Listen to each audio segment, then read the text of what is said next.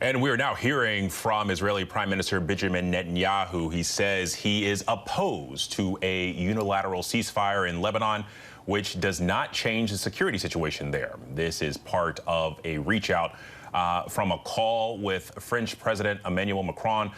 For more on this, I want to bring in former senior director for the counterterrorism on the National Security Council and associate professor of public policy at the University of Michigan, David Ali. Mr. Ali, first, thank you so much for your time. But I want to get your initial reactions to those comments from Prime Minister Netanyahu.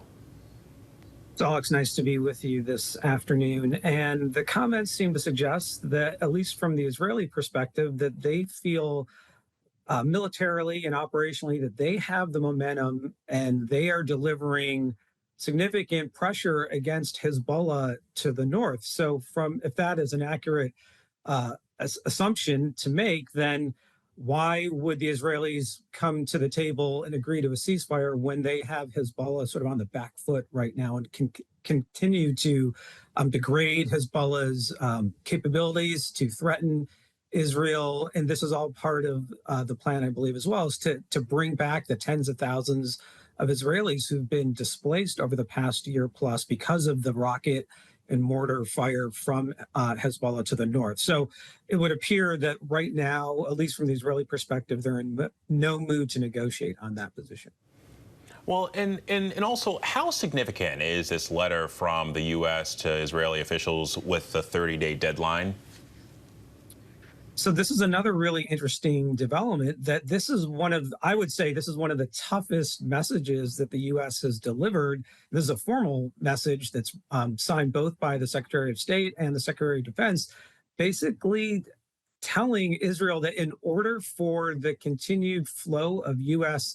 military and other types of support that has allowed Israel to engage in its military campaigns to continue, that it has to address the very dire humanitarian situation on the ground in Gaza, which your previous segment covered. And now there's a 30-day clock ticking on that. And if it doesn't, 30 days from now, will the U.S. actually suspend or curtail some of the shipments of arms or equipment that have allowed that Israeli campaign to progress? Open question.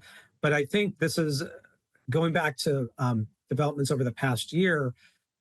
Since the October 7th attacks, this is one of the toughest messages that the U.S. has sent. Well, but that letter, I mean, you mentioned that it was signed by the Secretary of State, Secretary of Defense. It was not signed by the president or the vice president. So I guess my question is, I mean, could we really see, the teeth associated with it? I mean, would the U.S. actually implement changes if there was no boost to humanitarian aid in Gaza?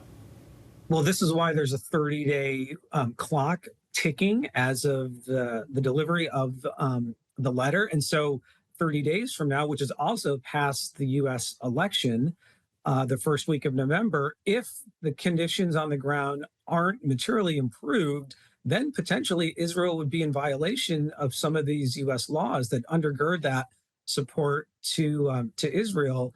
And again, would that very delicate political and sort of operational decision be made to actually curtail the flow of military support and other support to Israel? That's the thing that nobody knows the answer to. So now I think the ball is in Israel's court is to demonstrate that it is trying to fulfill sort of the spirit of that message that was delivered, but it remains to be seen how much progress will be made. All right, I guess we will wait and see. Former senior director for the counterterrorism National Security Council and associate professor of public policy at the University of Michigan, David Ali. Thank you very much.